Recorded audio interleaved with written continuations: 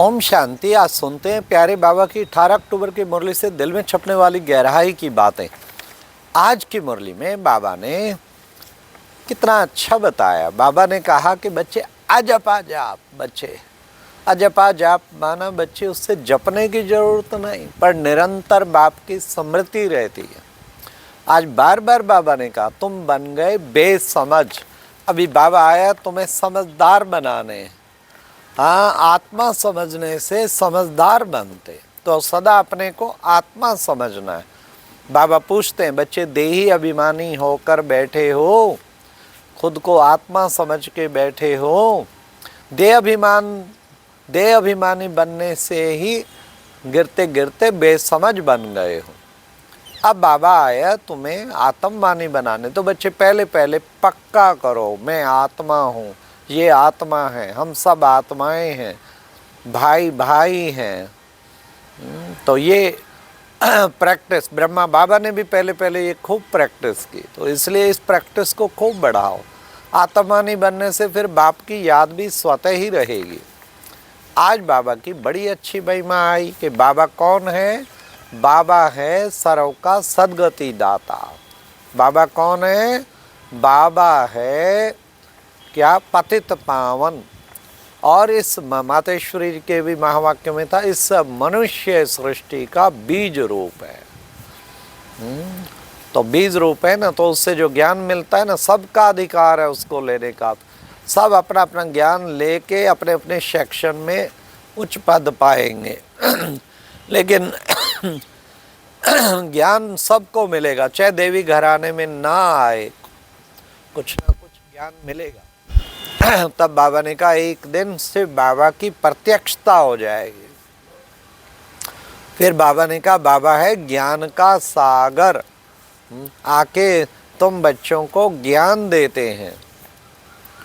फिर बाबा ने आज कहा देखो बच्चे, ये सृष्टि चक्र फिरते फिरते कैसे तुम समझते हो कि हम पूज्य से पुजारी बने, अब फिर पुजारी से पूज्य बनने जा रहे हैं। हाँ, तो ये चक्र का ज्ञान अब तुम्हारी बुद्धि में, इसके आदि मध्य अंत का ज्ञान तुम्हारी बुद्धि में आ गया है, तो तुम्हें इस बुद्धि में इसको चक्र को घुमाते ही रहना है। फिर बाबा ने कहा बाप है ऊंचे ते ऊंचा, उससे ऊंचा कोई हो नहीं सकता। फिर बाबा ने कहा पवित्रता के कारण, बाबा ने कहा तुम बच्चे नंबरवार पुरुषार्थ अनुसार इस खेल को समझते हो, ये खेल चल रहा है ना, इसको सब समझते। नए बच्चे बाबा ने कहा कहीं जल्दी समझ जाते हैं, फिर औरों को भी समझाते हैं। बाबा ने कहा कोई ऐसी युक्ति अपनाओ जिससे सबको समझ आ जाए क्या कैसे हम पूज्य से पुजारी बने और फिर पुजारी से पूज्य बन रहे हैं। खुद भी समझना है, बाबा ने कहा औरों को भी समझाना है। फिर बाबा ने कहा देखो बच्चे, माया जो है तुम बच्चों को, माया के कारण ही तुम बच्चे बेसमझ बने हो। अब बच्चे इस काम विकार मुख्य कांटा है, काम पर जीत पहनेंगे तो तुम जगत जीत बन जाएंगे, इसलिए इस काम पर जीत पहनो। फिर बाबा ने कहा कि बच्चे तुम बच्चे कर्म भोग का हिसाब किताब भी तो हर एक का अपना अपना है ना, उस कर्म भोग के हिसाब किताब को भी चुकतू करना है। फिर बाबा ने कहा बच्चों में दैवी गुण भी चाहिए, सच्चाई से चार्ट लिखना है, चार्ट लिखने से बहुत फायदा होगा। बाबा ने कहा अभी तुम्हें तो बहुत पुरुषार्थ करना है, एड़ी से चोटी का जोर लगा के खूब पुरुषार्थ करना चाहिए, चारों ही सब्जेक्ट में परफेक्ट बनना है। फिर बाबा ने कहा कि देखो बच्चे, बाबा आया है तुमको पावन बनाने, अब तुमको पतित से पावन बनना है। उसके लिए बाबा एक ही दवाई देते हैं, मन मना भाव की, मन मना भाव। तो बाबा ने कहा देखो बच्चे तुम बत्तियां आदि जगाते हो, लेकिन अर्थ सहित जगाते हो। उसका अर्थ है दिवाली पे सब बत्तियां जगाएंगे, लेकिन अर्थ सहित जगाते हैं कि आत्मा का दीपक जगता है।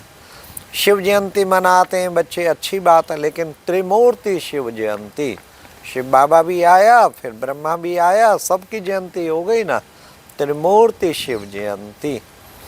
फिर बाबा ने कहा बाबा आके तुम्हें राजाओं का राजा बनाते हैं, तुम्हें इस वक्त आके राजाई देते हैं। तुम अंतिम जन्म में अब तुमको क्या करना है, समझदार बनना है, अर्थात देही अभिमानी बनना है।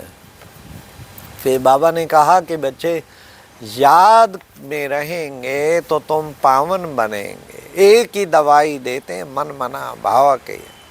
बाबा ने कहा जितना याद में रहेंगे तुम पावन बनते जाएंगे। बच्चे इस याद से ही तुम्हारे विक्रम विनाश होंगे। बच्चे कहते हैं क्या करें बाबा, याद नहीं रुक ठहरती। अब बच्चे तुम चार्ट लिखोगे ना तो तुमको बहुत फायदा होगा। हर घंटे याद का चार्ट लिखो, कितना याद रहा तो तुम्हें बहुत फायदा होगा। लेकिन ये चार्ट ही नहीं माया लिखने देती हर घंटे पुरुषार्थ करे याद का चार्ट लिखने का, तो अरे वाह क्या ऊंची अवस्था बनती जाएगी, बहुत ऊंची। बाबा ने कितना सहज तरीका बता दिया। बच्चे याद है तो बहुत सहज, इस सहज याद को ही तुम निरंतर बना सकते हैं। मुश्किल नहीं है याद। योग से तुम 21 जन्मों के लिए निरोगी बन जाते। और क्या चाहिए भला बताओ। 21 जन्मों के लिए अगर हम निरोगी बन जाएं और कुछ चाहिए क्या, नहीं चाहिए ना। तो बाबा ने कहा सच्ची सच्ची शांति है वहाँ। कहाँ? शांति धाम में, जहाँ शरीर नहीं है वहाँ सच्ची सच्ची शांति है। बाबा ने कहा क्योंकि याद बहुत सहज है तो तुम बच्चे निरंतर कर सकते। बाप को आना ही है पुरानी दुनिया में, और पुरानी दुनिया में आके पुरानी दुनिया को फिर नया बनाते हैं। इस वक्त बाबा आया नया बनाने। ये लक्ष्मी नारायण बच्चे कितने समझदार थे, राज्य करते थे। हाँ, पूरे सतयुगी दुनिया में एक धर्म, एक भाषा, एक कुल, एक राज्य। लक्ष्मी नारायण का ही तो राज्य था। फिर बाबा ने कहा लक्ष्मी नारायण तो फूल हैं, उनके आगे ही तो बोलते हैं क्या, आप सर्वगुण संपन्न हैं, 16 कला संपूर्ण हैं, संपूर्ण निर्विकारी हैं, मर्यादा पुरुषोत्तम हैं। और हम मैं मूर्ख खल कामी, पाप हरो देवा। मैं मूर्ख हूँ, कर लो कामी हूँ। हाँ, तो बाबा ने कहा उनके आगे महिमा गाते हैं। तो बच्चे जैसी गाते हो ना तत्ताम तुम भी वैसे बन जाओ। हाँ, जो महिमा उनकी गाते हो वो तुम भी बन जाओ। तो बाबा ने कहा अच्छा पुरुषार्थ होगा। तो बाबा ने कहा जितना याद करेंगे तुम कर्मातीत अवस्था के निकट पहुंच जाएंगे। कर्मातीत तो बनना है ना, हम सबका लक्ष्य ही है कर्मातीत बनना। आज बाबा ने फिर वरदान में भी हम बच्चों को कहा क्या, प्रैक्टिकल जीवन के प्रूफ द्वारा परमात्म ज्ञान को प्रत्यक्ष करने वाले, प्रूफ देने वाले, धर्म युद्ध में विजयी भव। ये प्रैक्टिकल ज्ञान के प्रूफ के द्वारा परमात्म ज्ञान का प्रत्यक्ष प्रूफ देने वाले, ये प्रत्यक्ष प्रूफ दे। धर्म युद्ध में विजयी भव, धर्म युद्ध जो चलेगा ना, हाँ, अनेक संतों के साथ डिबेट आदि सब चलेगी, लेकिन प्रैक्टिकल जीवन के आगे नतमस्तक हो जाए। लाखों भाई बहने घर गृहस्थ में रहते हुए और ये कैसे पवित्र रह रहे हैं, ब्रह्मचर्य व्रत पालन कर रहे हैं, तो ये सुन के, ये सब देख के हैरान हो जाएंगे। ये है प्रैक्टिकल जीवन का प्रूफ जो सारी दुनिया को झुकाने वाला है।